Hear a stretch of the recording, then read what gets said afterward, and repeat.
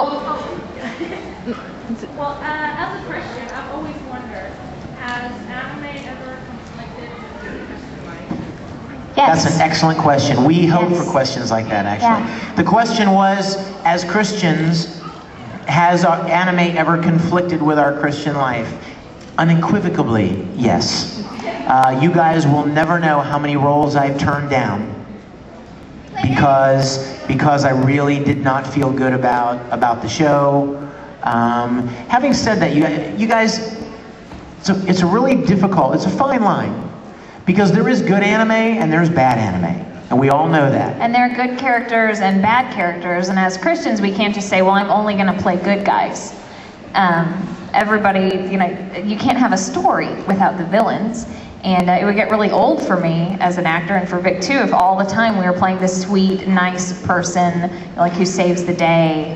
That, and we often, a challenge we have to overcome is scrutiny from other Christians who don't understand what it is we do. And that's very, very difficult at the end of the day. There haven't been too many roles that I've had to turn down, because fortunately enough at Funimation, everyone knows about my faith. We can be very vocal there, and it's a wonderful environment. So people won't have me audition for things if they feel that I don't think that Caitlin would want to do this.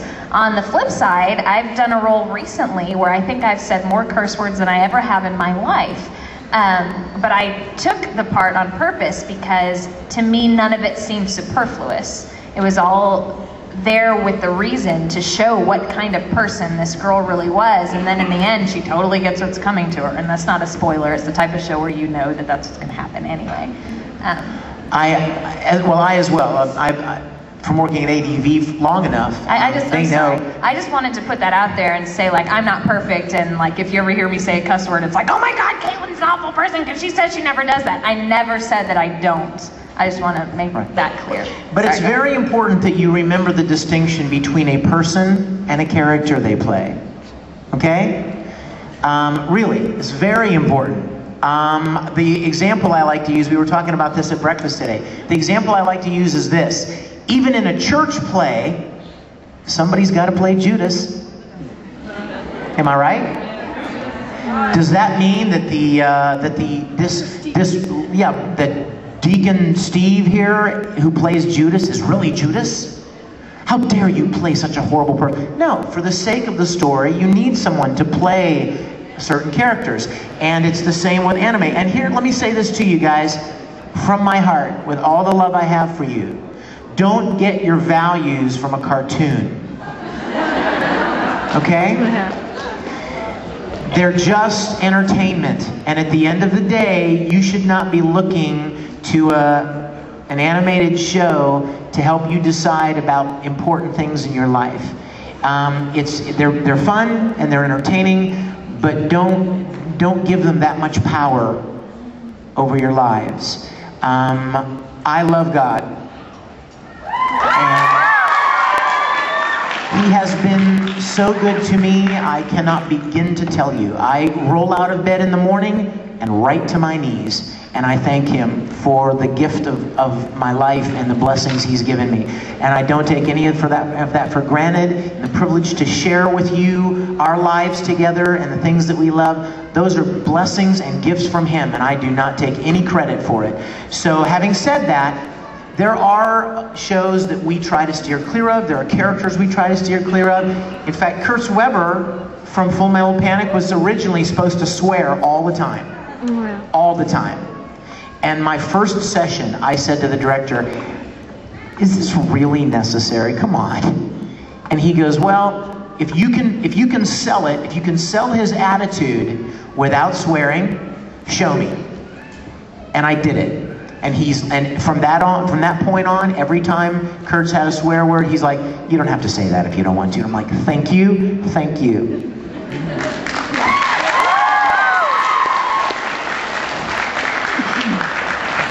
We try to live our faith out as best we can. You know what, we're not. You know what, we're not. Hello?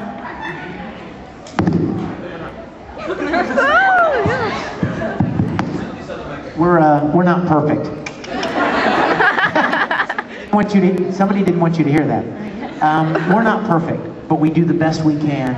And we think very conscientiously about the things we do. Thank you for that question. That Yes, was so very nice. Is there anyone who's like in charge in here who's supposed to tell us when to shut up? Yeah.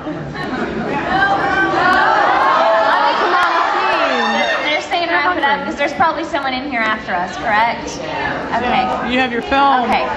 Vic wanted to share that music video with you, so why don't We will look forward to seeing you guys at the autograph table. Yes. Remember the CDs that are left, and this... If you had a question for us and we didn't get to you, by all means come to the line and ask us your question in person. How's that? Tomorrow morning Oh, yes. at 9 a.m. in room S. S329, Caitlin and I are going to have a little Sunday morning service. So if you're interested. So if you're at all interested, and you don't have to come at all, but if you're at all interested, we'd love to have you. Are you about ready to roll this DVD for me, my brother? Let's hope it works. This is an AMV that somebody made to a song that I wrote called Nothing I Won't Give. And it's a song that I kind of wrote with the relationship between Ed and Al in mind. So when you listen to it, I think you'll see that. And having said that, hey, you know it, sing along. Very first one, just select that very first one that's lit right now. Yep. And kick up the volume, dog. Take their heads off.